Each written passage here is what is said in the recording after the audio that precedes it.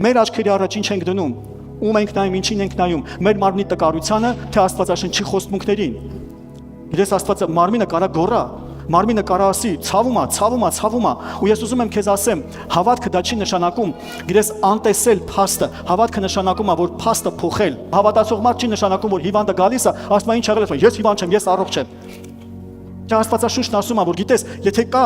հիվանդություն, դու ընդունում ես փաստը եւ փոխում ես այդ փաստը հավատքի միջոցով։ Աբրահամը ինչ արեց, ոնց իր հայացքը փոխեց,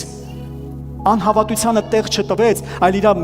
կյանքը, իր հավատքը բերեց մի բանի մեջ, որտեղ գերբնականը ստանա, ինչ անի, որ գերբնական ունենա։ Խոսքն ասում է, քո աչքերի առաջից չհեռանա։ Հռոմեացիների 4-րդ գլուխը 17-րդ խոսքից մեզ կասի, ինչպես էլ որ գրված է, թե շատ ազգերի հայր արի քեզ, Աստծո առաջին, որին հավատաց, որ մեռելներից կենդանի է անում եւ չլինող բաները լինողի պես է կանչում։ Հիմա տես, այստեղ բանալին որն է հավատքի։ Այստեղ ասում է չերևացող բաներն է երևացողի պես կանչում։ Չի ասում երևացող բաները անտեսում է։ Չի ասում այդպես բան, այլ հակառակն ասում է չերևացող բաներն է կանչում։ Հիմա եթե մարմնի մեջ կա հիվանդություն, ինքը չի ասում ես հիվանդ չեմ, ինքն ասում է ես բժշկված եմ, ինքը կանչում է։